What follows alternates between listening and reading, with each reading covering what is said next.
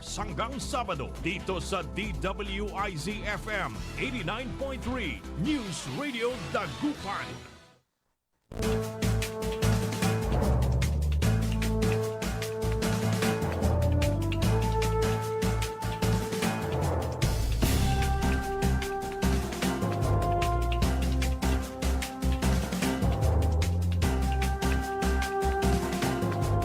Isang napakagandang umaga ang ating pagbati. Good morning, good morning, good morning, good morning, good morning, good morning, good morning, good morning. Magandang umaga po sa inyo lahat. Araw po ngayon ng Tuesday at ngayon ay August 26, 2025. At oras na po natin programang Todo Balita at Komentaryo. As usual, sa loob sa oras, ihatid namin sa inyo mga balita sa ating bansa at sa ibaling dagat. Ganyan po pagtalakay po natin sa ating mga lokal na balita. Kami po niya matagapagbalita. Ako po si Susan Valdez Yadaw. Kasama natin si Caron Liway Iparagire. Dumako na tayo sa ating mga headlines, sa ating balitang pambansa. Kibuloy, nakusahan nagtatago sa teknikalidad ng extradition. Todo Balita. Alice Guo 2, bilyonaryong Chinese pipigain ng Senado. Todo Balita. Asupre lindol sa Bulkang Kalaon tumaas ayon sa PHIVOLCS. Todo Balita. Balita sa ibaling dagat, Israel pinasabog ang Yemen, 6 patay, 86 ang sugatan. Todo Balita. Sa ating mga balitang lokal, kalusugan at rehabilitasyon itinataguyod. Todo Balita. SSS Contribution Subsidy Provider Program isinulong. Todo Balita. At ngayon sa detalye ng ating mga balita.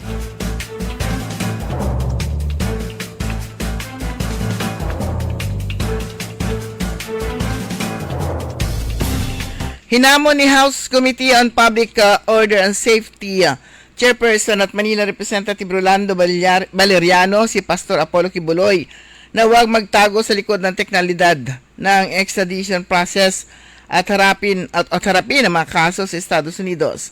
Ayon kay Valeriano, ang hiling ng Estados Unidos na extradition kay Kibuloy ay hamon din sa Pilipinas upang patunayan na seryoso ito sa paglaban sa human trafficking at pagbibigay ng proteksyon sa mga biktima. Si Kibuloy ay naharap sa mga kasong conspiracy to engage in sex trafficking by force, fraud, and coercion, sex trafficking of children at bulk cash smuggling sa Estados Unidos.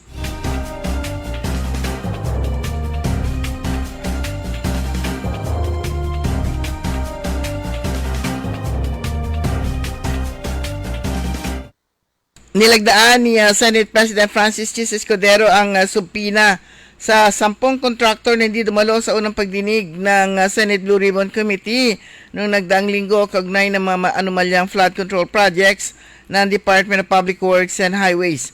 Kabilang sa inisyon niya ng subpina ay si Lawrence R. Lubiano, President ng Center Waste Construction and Development Incorporated, na nag-donate ng 30 million sa senador noong 2022 senatorial elections. Bagamat inamin ni Escudero na kaibigan niya ang contractor, itinuturing naman niyang bahagi ng black propaganda ang timing sa paglalabas ng impormasyon sa koneksyon niya kay Lubiano. Ang Center Waste ay kabilang sa top 15 contractor na tinukoy ni Pangulong Ferdinand Bongbong Marcos Jr. na sumungkit ng 100 billion flood control project mula 2022 hanggang 2025. Bukod sa contractor na kaibigan ng Senate President, sinubpina rin niya si Sina Lucito RTK, ang President ng LRTK Builders Incorporated, si Rasa C. Diskaya, President ng Alpha and Omega General Contractor and Development Corporation, Edgar S. Acosta, President ng Highton Construction and Development Corporation, Marjorie Samidan, Authorized Managing Officer ng MG Samidan Construction, Romeo Miranda, President ng Royal Crown Monarch Construction and Supplies Corporation, Maria Roma Angeline Rimando, President ng St. Timothy Construction Corporation, Aderma Angelia Alcaraz, President at CEO ng SunWest Incorporated, Yumir Villanueva, President ng Top Nuts Catalyst Builders Incorporated at Mark Alan Arevalo, ang General Manager ng Wawaw Builders. Samantala, pinakakasuhan naman ni Senador Erwin Tulfo, ang Vice Chairman ng Senate Blue Ribbon Committee sa Department of Justice, ang mga kontraktor at opisyalis ng DPWH, pati na rin ng ilang politiko na nagsabuatan sa mga goals at substandard flood control projects.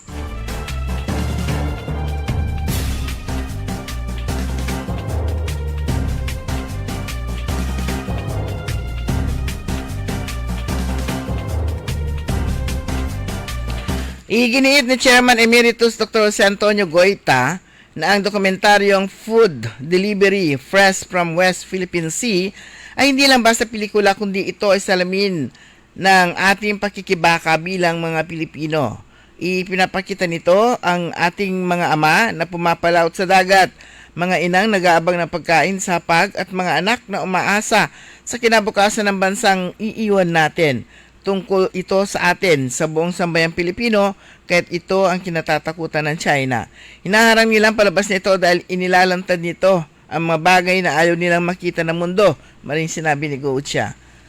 Ipinalala ni Goitia na malinaw na ang desisyon ng The Hague Tribunal noong 2016, atin ng West Philippine Sea. Walang saysay ang 9-dash line ng China. Ngunit anong ginawa nila? Binaliwala ang batas, ang dangal at ang bawat Pilipinong umaasa sa dagat. Hinahabol nila ang ating mga mangisda, ninanakaw ang ating isda at umaasta na parang ang ibig sabihin ng pagkakaibigan ay ang karapatang apak-apakan tayo, dagdag pa niya.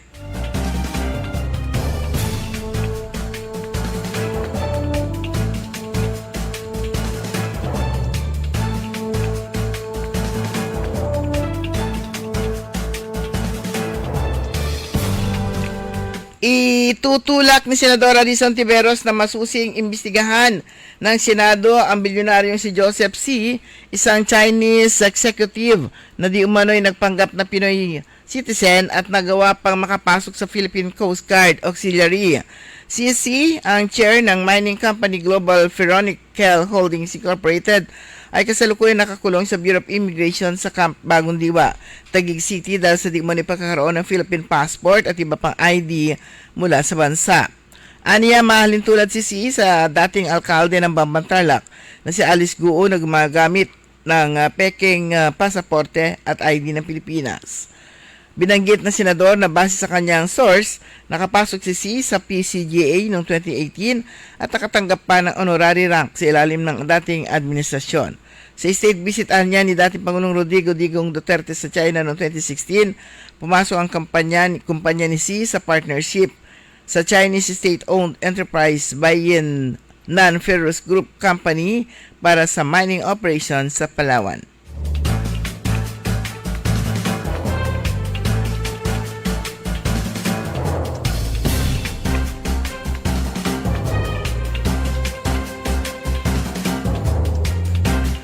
Pinangunahan ni District Collector Alexander Gerald Algar ang pagdaraos ng Division Head sa meeting ng Bureau of Customs, Port of Manila. Dumalo sa nasabing pulong ang mga hepe ng Port Division, support offices at sub-port collectors. Sa nasabing pulong ay kinilala ni Alviar ang pagsisikap ng POM team para sa kanilang outstanding collection sa performance sa nagdaang mga buwan. Ay kay Alviar dahil sa dedikasyon at pagsisikap ng mga opisyal ay nahigitan ng Port of Manila ang kanilang revenue target. Sa nasabing pulong, tinalakay ang mga update sa collection performance, port operations at iba pang vital administrative at operational concerns. Ipinarating din ni Albiar sa mga opisyal ang mabili ni BOC Commissioner Ariel F. Nepomuceno patungkol sa kahalagahan ng good governance at mas pagpapabuti sa operational efficiency, mas maayos na enforcement at pagpapalakas sa stakeholders engagement.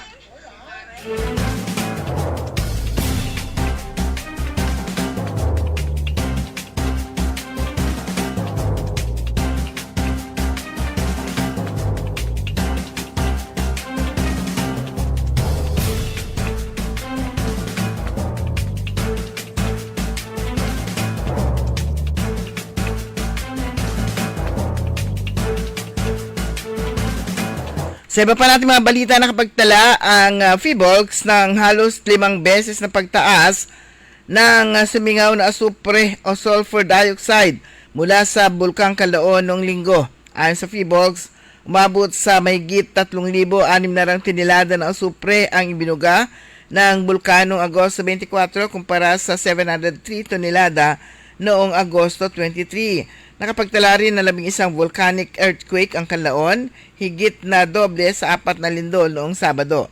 Dagdag pa, ang ahensya mananatiling namamaga ang bunganga ng bulkan at patuloy itong natatakpan ng usok. Dahil dito, pinagbabawal ang pagpasok sa loob ng 4 na kilometrong permanent danger zone at mga paglipad sa paligid ng bulkan.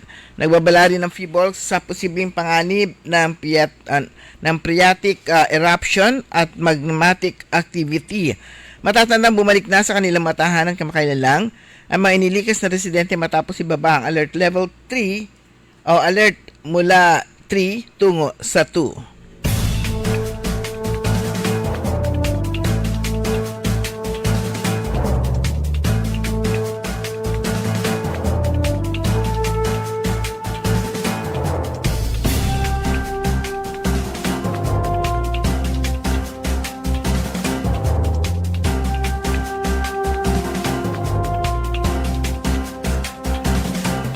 Dumako naman tayo sa ating mga balita sa ibaling dagat. 6 na nasawi habang 86 masugatan matapos bombahin ng Israel ang kabisera ng Yemen na Zana noong linggo bilang ganti sa mga missile na pinakawala ng Houthi patungong Israel. Ayon sa Israeli military, kabilang sa matinarget nila ang military compound na kinaroroan ng Presidential Palace, 2 planta ng kuryente at 1 imbaka ng langis. Tugon nila ito sa paulit-ulit na pag-atake ng mga Houthi. Ang Houthi kabilang ang mga pagpapalipad ng mga surface-to-surface missile at unmanned aerial vehicle sa teritoryo ng Israel. Noong Biyernes, kinumpirma ng mga Houthi na nagpakawala sila ng ballistic missile patungong Israel bilang suporta sa mga Palestino sa Gaza. Ayon sa opisyal ng Israel Air Force, ito ang unang beses na gumamit ng Houthi ng ganitong uri ng missile mula sa Yemen na sinasabing may dalang sub-munition na sabay-sabay puputok pagdating sa target. Simula na sumiklab ang digmaan ng Israel at Hamas noong October 2023, paulit-ulit nang umatake ang mga Houthi sa mga barko sa Red Sea at nagpapadala ng mga missile sa Israel na karamihan ay nasasabat. Bilang ganti, tumutugon ng Israel sa pamamagitan ng airstrike sa mga teritoryong hawak ng Houthi, kabilang na ang mahalagang Hodeida Port. Ayon kay Abdul Kader Al-Murtada, mataas na opisyal ng Houthis, magpapatuloy ang kanilang pagkilos bilang pakikiisa sa Gaza.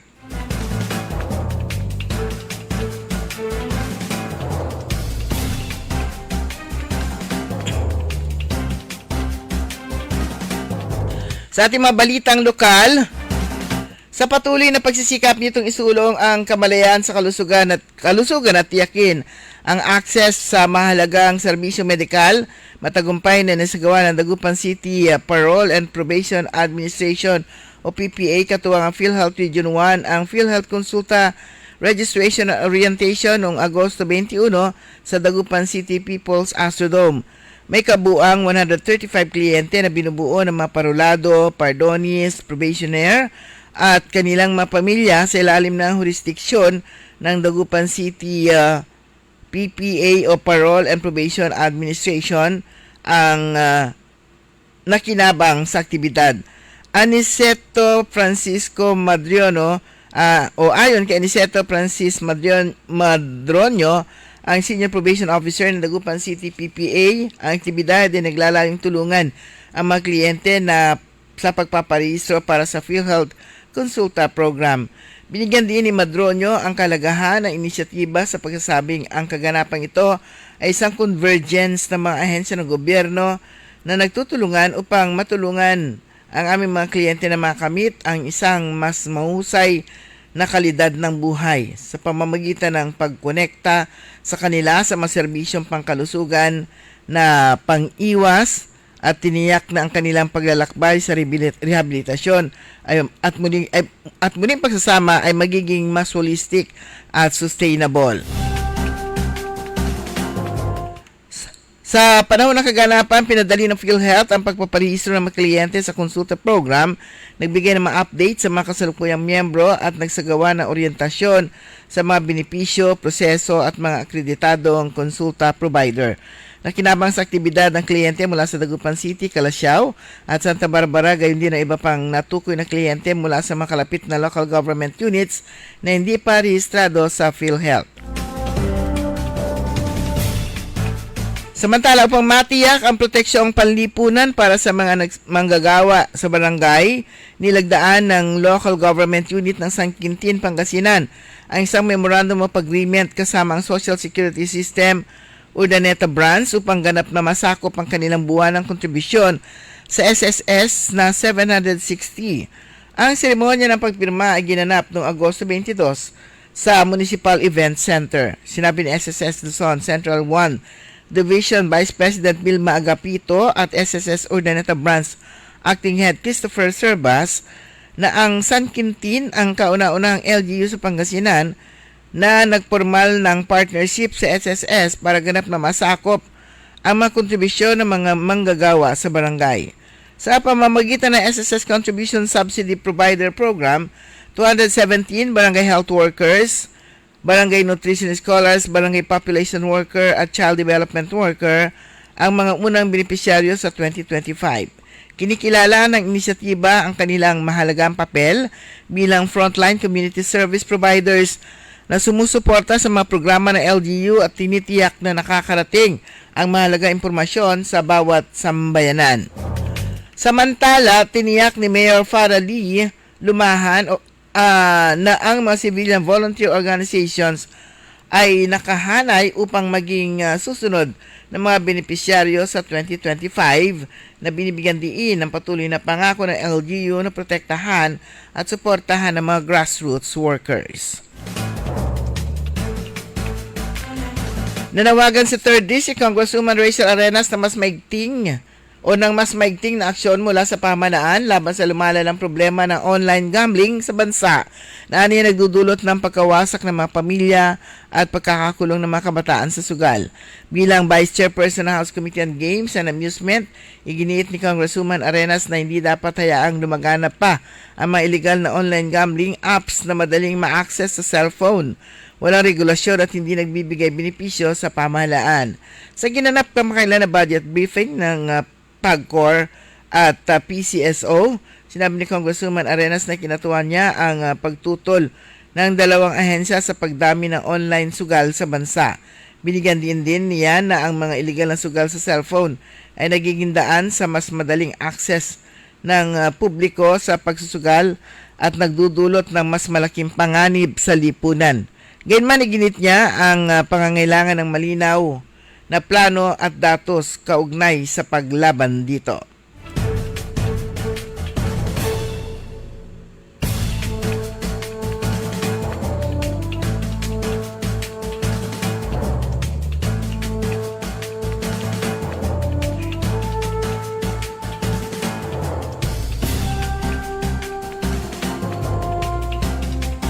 Sa ating balitang sports, umahon si world number 75 at unseeded Alexandra Alex Yala sa 1-5 deficit na sa nakakapanginig na paluan para sa come from behind upset win kontra world at seed number 14 Clara Tauson ng Denmark 6-3, 2-6, 7-6, 13-11 sa $90 million 145th US Open sa Ustabili Gin King National Tennis Center Grandstand Court. Ang pambihirang panalo sa opening round ang nag-abante sa 20 anyos na Pinay at Globe Ambassador sa round of 64 kontra sa Nanaig kina world number 95 Cristina Buxa ng Spain at world number 371 American Claire Liu. Nakasigurado na rin si Yala ng 154 o 8.7 million cash prize at higit sa lahat nagbigay ng bagong kasaysayan sa Pilipinas. Siya naging unang Pilipino na nagwagi sa Women's Tennis Association Grand Slam Open era at tumapak sa Women's Single second round. Sumanya kabuuan nating newscast sa ating Todo Balita at Komentaryo. Ang inyo pong tagapagbalita ko po, Susan Valdez Yadaw. Katabay po natin sa technical side si Ellie Garcia. Oras po natin, ganap ng alas 5:29.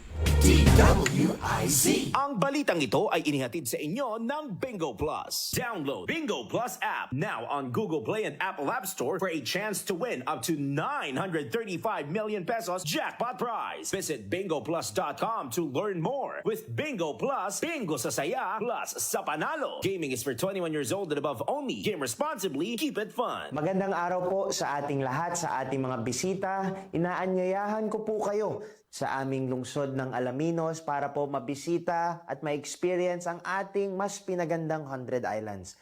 Marami na pong pagbabago sa ating mga isla at sana makita namin kayo dito sa aming lungsod para po makapag-swimming, makapag-enjoy kasama ang inyong barkada at ang inyong pamilya. Tara na! Dito sa Alaminos City para sa ating 100 Islands. Ang patuloy na pagpapaganda sa 100 Islands National Park at lungsod ng Alaminos ay pinangungunahan ni Mayor Art Brian Celeste. High blood, salot, milyong-milyong katao na ang namatay sanhi nito. Kaibigan, baka ikaw na ang susunod. At ni Mrs. Flor de Lisa Barbosa ti Rosario, Santiago City. Agtawenak ti 63. Manungatawan nga aglutluto ako tada karinderyak. Mariknak agpipikal ti imimak iso nga nangagak ti radyo datoy agas nga pao di arko. Pinadas ko. Mayat ti epekto na. Duti food supplement nga napadpadasa kon awan ti epekto na. Dato'y pao di arko, idi nagtumarak, manungal daw lang, han nga agpipikil ti imakon. Awisen kay nga mangpadas, tapno maikatmat, dagitarik-rik na inyo, saksakitin nyo. Kaya kaibigan, buhay mo'y ingatan. Mag-Aldrich Pau de Arco Herbal Capsule na para kalusugan mo ay garantisado. Hoy mga suki, hanap nyo ba ay mga murang bilihin, malinis at sariwang pagkain sa pang-araw-araw at handaan tuwing may okasyon? May suggestion kami sa iyo. Tayo na sa Macador Market na kung saan inyong mabibili ang mga mura, sariwa, malinis at ligtas na bilihin tulad ng karne ng baboy at baka, manok, isda, gulay at iba-ibang sangkap sa pagkain. Matatagpuan din sa Macador Market ang dry goods, groceries, eateries at fruit section. Kaya ano pang hinihintay nyo? Gawing bongga ang handa mo everyday with Macador Market. Macador Market is open from 4 a.m. to 8 p.m. Visit us at Macador Market, Galvan Street at Zamora Street sa downtown Dagupan City. Huwag papayag na wala kang alam sa balita. Maiiwan ka niyan. Huwag kang papayag na hindi mo alam ang latest. Ma-out of place ka niyan. Programang hatid ang tamang balita at tamang impormasyon. Hindi lang sa Maynila, kundi sa buong bayan. Ronda Pilipinas. Pinakabago at pinaka-updated na mga pangyayari. Ihahatid live. Ronda Pilipinas. Kasama ang gigising sa inaantok mong dugo, si Dennis Antenor Jr. Ronda Pilipinas. Makinig sa buong Pilipinas sa DWIZ Manila hanggang saan mang sulok nationwide sa lahat ng DWIZ local stations sa buong bayan. Watch din ng live sa Aliw 23 at sa Facebook at YouTube ng DWIZ Ronda Pilipinas, Monday to Friday, 10 a.m. DWIZ. Liway Manantan At Susan Yadaw. sa Todo Balita.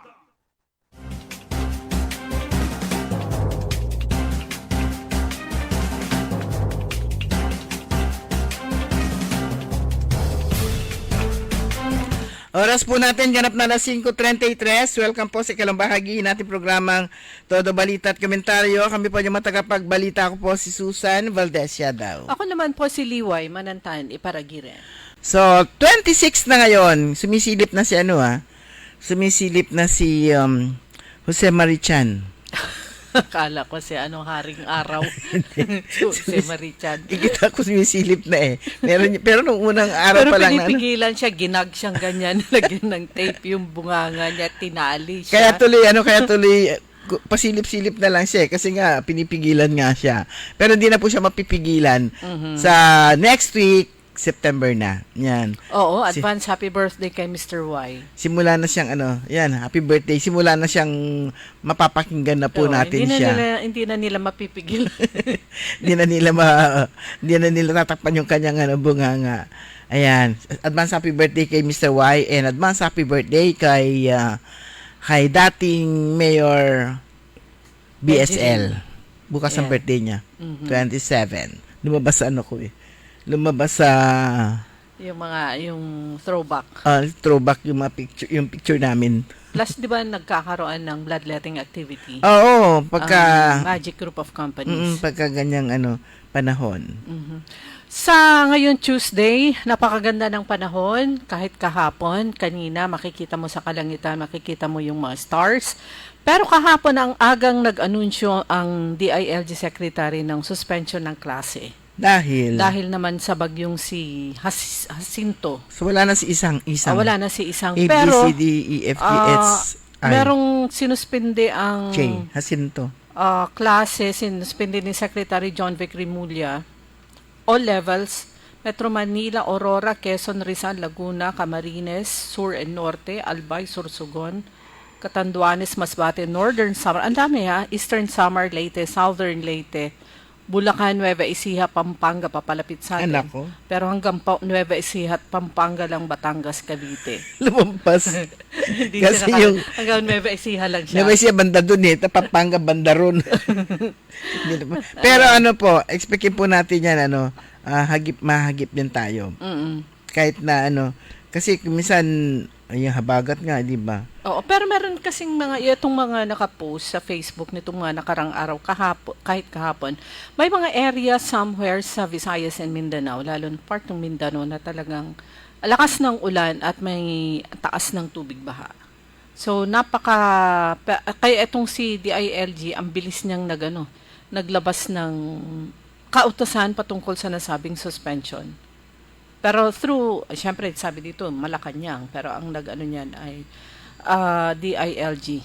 Memorandum Circular number 94, signed, sinabi ni Executive Secretary Lucas Bersamin, ayan, yung mga agencies na involved sa delivery ng basic and health services, preparedness, etc., ay dinirekta sila na magsagawa ng patuloy na operations and render the necessary services. Pero good news dito sa atin dahil mukhang maaliwalas ang panahon. At walang deklarasyon ng anuman. Pero pagka ganyan, o yung ating mga mangingisda, asahan na rin natin yung kasi minsan hinintay nila yung gill warning pa na na advisory. Pero kapag ganyan, minsan bigla-bigla, 'di ba? Kaya yung ating mga kababayan, yung ating mga mangingistang mga kababayan, kung minsan naabutan na sila ng advisory, nandun na sila sa na pumalaot na sila. Pero kung minsan naman kahit na meron pa advisory, sige pa rin, pumapalaot pa rin po ito ating mga kababayang mangingista. Kasi yun lang talaga naman yung kanilang yun lang naman talaga yung kanilang panghanap buhay. Ito na nakita ko, August 30, birthday niya yung August 30, 1955. Oo, kaya parang pa yon? Si dating councilor Tess Coccia. Titingnan kasi natin kung kailan ang libing dito. So August 30, 1955 yung kanyang birthday. Kasabay ni Manuel L. Quezon at kasabay din ni Manuel Valdez. Ni Engineer Manuel Valdez. Na magbe-birthday din sa August 30 din. Okay, Tuesday na ngayon, unang araw ng pasok. After 4 days. Dahil walang pasok ng Thursday, pero bumalik sila, may nagklase sila at may pasok ng Friday, pero syempre Saturday, Sunday, Monday. So, 4. Ayan, asahan na natin yung medyo matraffic na naman. At saka, syempre first day ng klase, matraffic. Tsaka wag na kayong magtanong kung meron pang holiday ngayong buwan na to. Patapos na yung buwan. Sa Huwag September, sila magtanong antayin kung nyo may na. pasok. Kasi nga wala kang pasok sa ibang lugar. May pasok ba? Bakit nga yung mga bata ngayon, parang ang nakatutok talaga sila sa computer o sa kanilang mga cellphone. Pag meron lang makitang lumabas na good news, ayun, makikita mo comment. Iba naman yung good news. Akala ko, Mayora, walang pasok. Tapos kumisa merong sinasabing balita, tinatanong nila kung may pasok o wala. Ayan. Pero di ba, maraming kailangang remedyo Oo. ang gawin nila para mapagtakpan, ma-offset yung kanilang yung mga araw na hindi nakapasok nga dahil sa bagyo at dahil sa baha at dahil sa habagat at dahil sa high tide.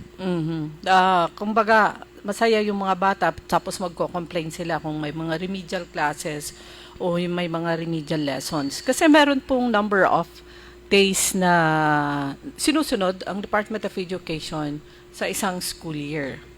Tapos na yung panahon ng pandemic, huwag na kayong magsaya. Tapos na yung napakahabang nasa bahay. Actually, Napagamat nasa bahay, hindi naman nag-aaral kahit may module. actually, saya din ng mga magulang pag walang pasok kasi hindi sila bibigyan ng baon. Pero yung iba, nakuha na nila yung baon nila bago i-declare walang pasok. Hindi na mabawi. At saka yung mga elementary, lalo na yung bahay nila malapit lang sa kalsada, ay naririnig nila lahat ng sigaw. Yung mga sigaw ng mga naglalako mula sa taho, mula sa pati pandesal na syempre, si pandesal mobile pandesal kung saan nakakarating. Naririnig nila lahat 'yan. Si Malunggay, masarap yun ha. Masarap yung kanyang pandesal, in fairness. Kahit na medyo mahal. 5 piso, di ba? Yata. Meron pa siyang cheese. Tapos meron pa siyang gulay. Okay, itong assessment and validation ng applicants, yung DSWD Educational Assistance Project, AIX, Assistance to Individual in Crisis Situation. Ito, binabasa ko. No payout yet. Meron palang ganun, yung DSWD Educational Assistance Project. Pero magsasagawa muna ng assessment and validation. Dito sa Alaminos, tinignan ko rito, although tapos na yung assessment, may mga schedule sila nagsimula nung August 22 at natapos nga kahapon yung by barangay para sa DSWD Educational Assistance Project. Meron na rin pala yan. Ito, yung mga requirements nito kailangan description ng project, financial assistance under the DSWD Assistance to Individuals in Crisis Situation Program. 3 beneficiaries in 1 family or household. Cost of assistance, elementary 1,000, high school 2,000, senior high school 3,000, college 4,000. Okay din, no? Tapos 3 sa bawat pamilya. Hindi ito yung 4-piece. Kasi yung 4-piece, lang yun. Iba pa rin yun, yung 4-piece. Yung 4-piece hanggang senior high school, dapat may nag-aaral na miyembro ng pamilya. Pero meron kasi equivalent, maliliit lang yung amount na equivalent nung para sa pang-edukasyon ng mga bata. Pero to 3 sa bawat isang pamilya or household, ang cost of assistance pag elementary 1,000, high school 2,000, senior high school 3,000, college 4,000. Palagay ko sang semester to. At any of the following ang mga requirements, kahit na photocopies and being original copy ng certificate of enrollment or school registration, school ID, statement of school account. At 3 photocopies of parents' ID or any government issued ID. 3 photocopies of 3. Hindi naman sinabing 3 iba't iba. 3 kopya lang ng any government issued ID. If none, voter certification. Exempted dito ang mga 4Ps. Or any of the parents or guardians are government employees or regular private company employees provided they fall in other eligibility criteria are eligible. Exempted din ang owners of medium and large scale business as provided they fall under other criteria. Example, solo parents, victims of abuse are eligible. No duplicity for LGU scholars and other scholars grants, either private or government. However, other siblings may avail of the educational assistance. Pag tumatanggap ka na ng scholarship sa iba, hindi na pwede. Pero yung ibang kapatid mo pwede. Kasi, di ba sa ibang mga LGUs, isa lang per family. So ito, kung meron yung isa, hanap yung iba ng mga ano nila. Ang category, breadwinner, siya lang ang nagtatrabaho sa pamilya. Mga working students, orphaned or abandoned, and or now living with relatives, or children with indigent solo parents.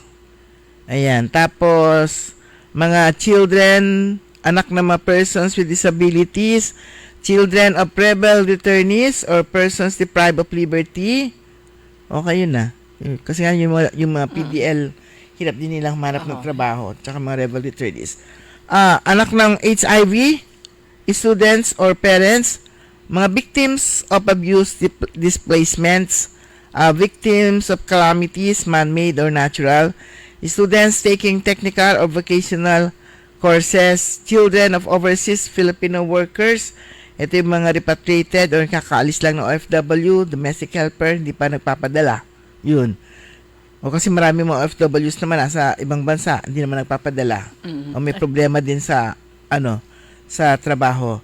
Children of unemployed parents, mga occasional workers lang, halimbawa, labandera, o mga subcontractor workers, mga pakyaw workers lang, mga home workers, mga crops making, native delicacy, production, home-based food, processing, mga kasambahay, mga small micro-entrepreneurs, small-scale enterprise, mga sub-minimum wage earners, example, dishwashers or helpers in karinderya. Yun. Yan, magandang opportunity to mga kaibigan, lalo na yung mga nabanggit na yung gano'n yung trabaho ng kanilang mga magulang. Talagang yan, aliling to, yung isang kahig, isang tuka. Dahil kung ano yung kinita niya ngayon, yun ang pangkain nila kinabukasan. Ang gapin ay subida para sa susunod. Dahil kung tutuusin po yung sweldo ng mga manggagawa na ganun po yung trabaho. Konti lang po yun eh. Magkano ba yung 1 kilo ng bigas? Palagi nating naririnig, meron ng 20 pesos per kilo. Special incidents lang yun, special occasions lang yun. At saka pag meron yun, nababalita yun na, yun, kumbaga sa balita yun. Balita yun, oo. Hindi naman malawakan yun. At saka, yung ganung presyo, part of yung actual price niyan, subsidy ng government. True. Hindi naman talaga yung 20 pesos galing binili mula sa traders o direct from farmers. Cannot be. Magkano ba 1 kilo ng palay? Halos pinakamababa siguro 10, 12. Tapos ang isa, ilang kilong palay ba yung 1 kilong bigas? Parang ganon. Pero maganda yung ganitong mga opportunities na naibibigay kahit papano. Pero very strict yung di ba? Requirements. At saka to mga magulang guardian po lamang ang sasalang sa interview at validation. At may nabasa nga ako, ang magba-validate DSWD, hindi LGU. So walang palakasan to. Maliban na lang kung malakas sila sa sa DSWD. Ayun. Maganda kung yung screening ay very mahigpit talaga dahil ang dami na ngang programa ang DSWD. Sila rin ang may listahan na actually ng lahat ng beneficiaries ng iba't ibang programa na dumadaan o kaya sinusulang ng DSWD. Although wala namang manpower ang DSWD, kumukuha rin sila ng listing sa LGU. Yun nga yun, yung kanilang bine-verify, bina-validate nila.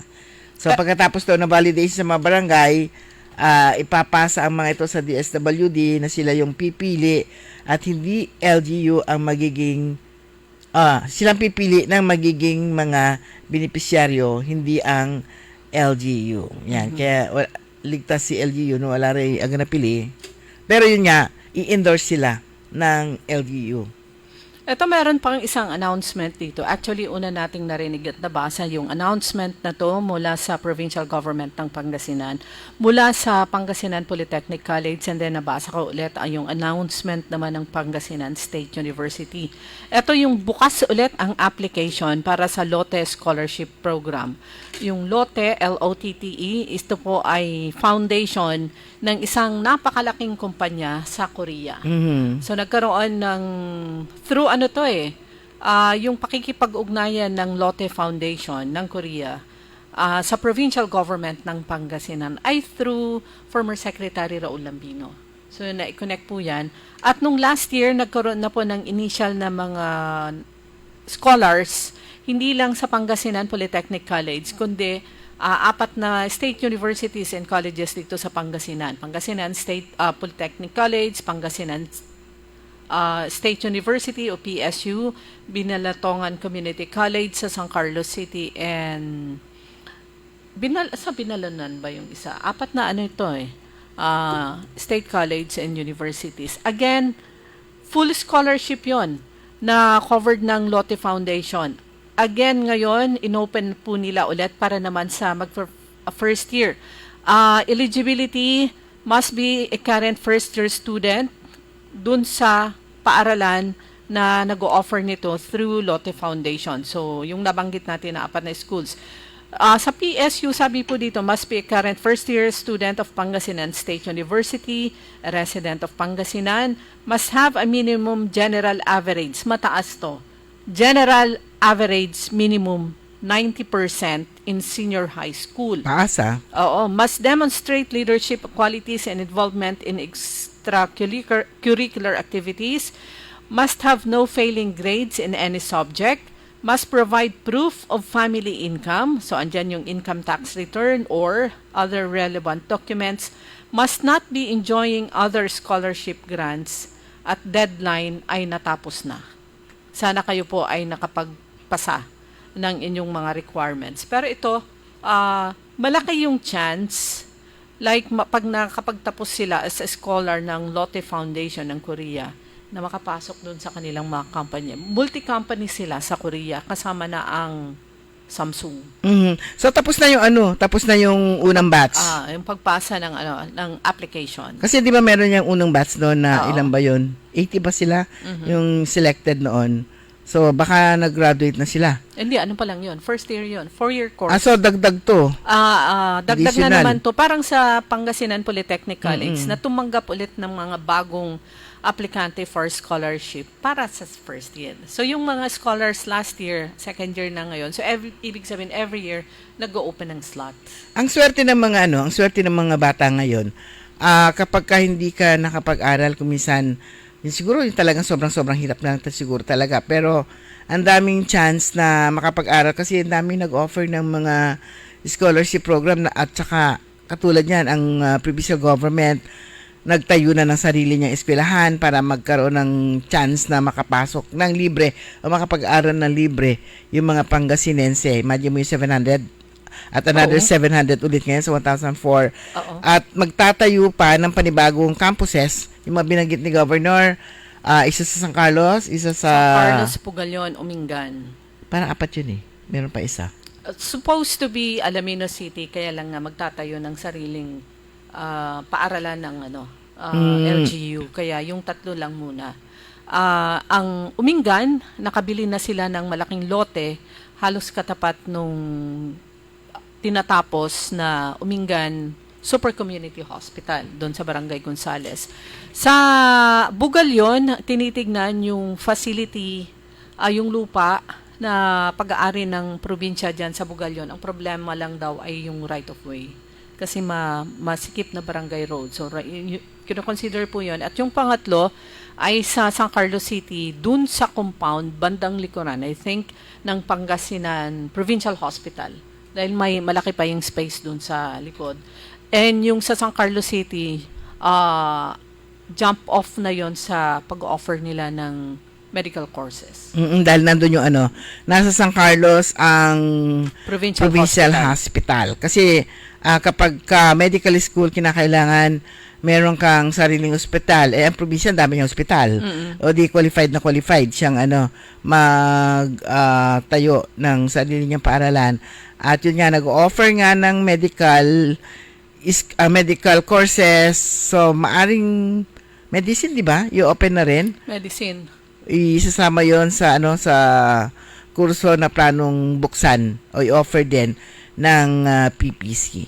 At yun nga yung palagi ho namin sinasabi, bago pag mag-announce si Governor Gico ng malalaking project o maliit na project, ay wino-work out na yung mga dapat i-work. Once na binilita na niyan, ibig sabihin, lumalakad na yung proseso. Hindi siya katulad nung iba, nasa isip pa lang, nagpapa-presscon na.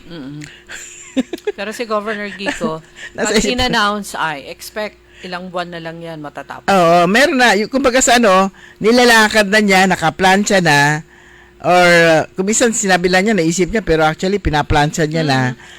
Tapos magugulat ka na lang, ayan, ma-implement na, kaya parang sabi mo talaga na action man. Kasi bago niya sabihin, ready na. Hindi nga sabi ko nga, hindi nga kagaya na iba.